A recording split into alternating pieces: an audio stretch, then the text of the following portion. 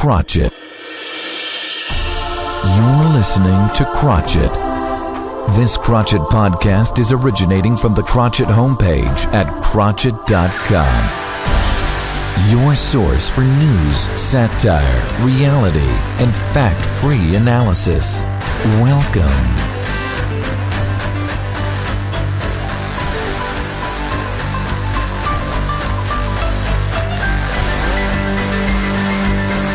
Krotchet.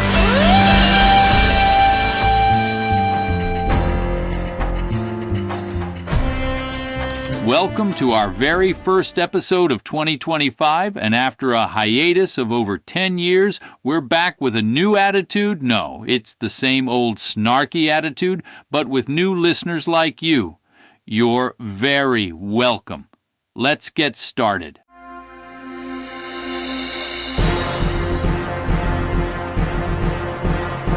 Coming up, next week's news. A Krotchet look at the inevitable mess this week's news will create for next week. Now here's Krotchet. Starting off in politics next week. With all of America's billionaires putting their money into Trump's inauguration and buy-off initiatives, there's not a lot of money left for America's necessities. So Congress is forced to deal with the national debt in other ways. In a bold move, Congress has announced plans to launch a GoFundMe campaign titled Save America, Spare Some Change. Lawmakers are optimistic that citizen donations will bridge the trillion-dollar gap with tiered rewards including I Donated stickers and exclusive tours of the Capitol's underground tunnels. Moving on to health news. The CDC has issued a new advisory warning that sitting is the new smoking. In response, major corporations are introducing treadmill desks to keep employees moving. Early reports suggest a 300% increase in workplace accidents, but a significant decrease in employee lethargy over in Silicon Valley. In a surprising turn of events, tech giant Apple has announced the iPhone 27, featuring a revolutionary invisibility mode. While the device itself remains visible, the screen content becomes invisible to everyone, including the user, ensuring absolute privacy. Pre-orders are already sold out despite the device's $5,000 price tag. Finally, in sports, the International Olympic Committee has unveiled plans to include extreme ironing as an official sport in the 2028 Games. Athletes worldwide are already training to press shirts on mountaintops, underwater, and during skydives.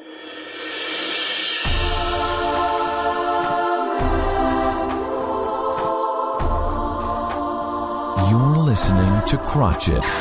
Join Krotchet for a sharp, satirical dive into history's blunders, revealing their uncanny parallels with today's missteps in a segment we call Rinse and Repeat.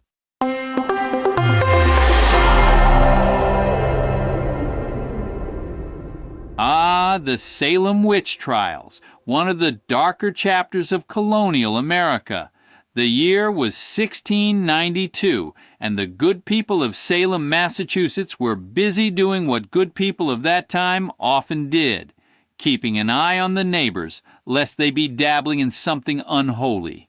It all started with a few young girls convulsing and screaming, behavior attributed not to bad oysters or boredom, but to witchcraft. Within months, the hysteria engulfed the town. Neighbors accused neighbors, and spectral evidence, yes, that means testimony based on dreams, was considered admissible in court. The accused were often powerless to defend themselves, their reputations shredded by whispers and hearsay before they even stood trial. By the end of it, 20 people were executed, including Giles Corey, a man pressed to death with stones for refusing to enter a plea. His last words, "More weight, add more stones." What fueled this madness? Fear, ignorance, and a deep desire to find scapegoats for the community's woes. Salem wasn't just hunting witches, they were feeding a moral panic, and the cost was the destruction of innocent lives. Now, Fast forward to today. We don't hang people or crush them under rocks anymore, at least not literally. But let's be honest, social media has become our new Salem courtroom. Think about the digital mobs that form when someone says or does the wrong thing. Maybe it's a tasteless tweet from 10 years ago or a poorly worded opinion. Before you know it, the hashtags are flying and the accused is excommunicated from polite society. Sure, sometimes people deserve accountability, but just like in Salem, today's witch hunts often lack nuance, context, or any sense of proportion. Careers are obliterated, reputations ruined. And for what? A bad joke? A misunderstood post? It's as if we've traded pitchforks for Twitter accounts and gallows for cancellation. The moral of the story? Whether it's 1692 or 2025, hysteria doesn't need a fair trial. It just needs fuel. And we, like the good Puritans of Salem, keep feeding the fire. So the next time you're tempted to pile on, ask yourself, are you holding someone accountable or just holding a bag of stones? This is Krotchet. Krotchet. It's time now for Letters to Krotchet, where listeners' questions meet a healthy dose of irreverent truth.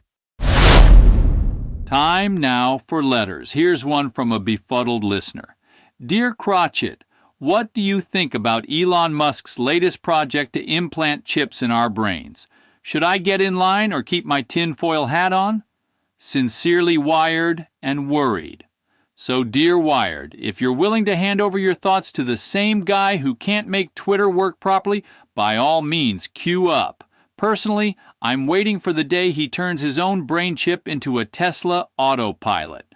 Now that will be a spectacle worth streaming, assuming his satellites don't glitch. Here's another letter. Dear Krotchet, I'm thinking of donating to a political campaign. Any advice? Signed, Generous and Confused. Dear Generous, here's my advice. Set your money on fire instead. At least you'll get some warmth and light out of it. Political donations are like tipping the bartender at a dry bar. It's an exercise in futility and misplaced optimism. Finally, here's a letter I can relate to. Dear Krotchet, what do you think of climate activists throwing soup at famous paintings? Regards, Eco-Anxious. Dear Anxious, throwing soup at art to save the planet is like smashing your TV to fix the cable. It's bold, pointless, and only entertains the people who weren't paying attention in the first place. They'd be more effective if they threw soup at oil executives. We'll check back for more letters next week. Wake up.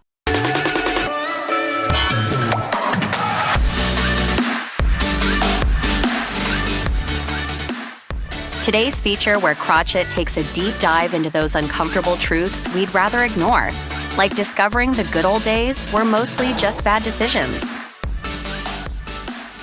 Ah, the poetic brush of a man who sees greatness not in what is, but in what could be if only it bore his particular stamp. Yes, Donald Trump, newly re-elected president of the good old USA and the self-proclaimed maestro of branding, has reportedly expressed his yearning to rechristen Alaska's Denali back to its colonial name, Mount McKinley, because nothing screams progress quite like erasing the name rooted in indigenous culture and history to honor a president who, amiable as he was, never set foot in Alaska. And now, the Gulf of Mexico, that vast salt-kissed body of water teeming with life and history, not good enough. Trump proposes we slap on a new moniker, the Gulf of America. It's subtle, understated, like naming a 5-year-old's goldfish King Neptune, Lord of all oceans. You see, in Trump's world, renaming is a sacred art. Why preserve the names that carry the stories of the people who lived on this land long before state lines and golf courses? No. Better to project one's personal worldview upon the map, like a billionaire's version of finger painting over a Rembrandt. But here's the kicker, friends. Since Trump feels entitled to overwrite Native American heritage with a flick of his Sharpie, perhaps it's only fair that Native Americans return the favor. Maybe they could find something about Trump to name in their languages, something truly reflective of his essence. The challenge, of course, is that many indigenous tongues lack the vocabulary for, shall we say, certain anatomical peculiarities, resembling a tiny mushroom in recent courtroom statements. But why let that stop us? In the spirit of collaboration, might I suggest borrowing the French phrase that might fit the bill? After all, the French have always had a flair for the descriptive. Thus, behold the future name of Trump Tower, Tour du Champignon Rétrécissant, which, in case you don't speak French, translates to the Tower of the Shrinking Mushroom. Now, isn't that fitting? A towering symbol of power, renamed to commemorate a, let's call it smaller scale, but reportedly more accurate description of what blind ambition can look like. It's poetic justice in 3 languages.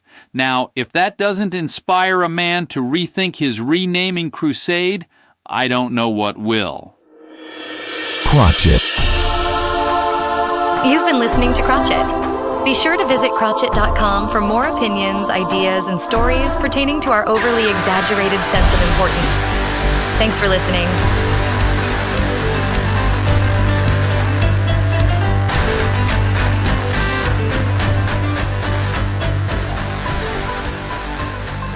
And this is how it ends.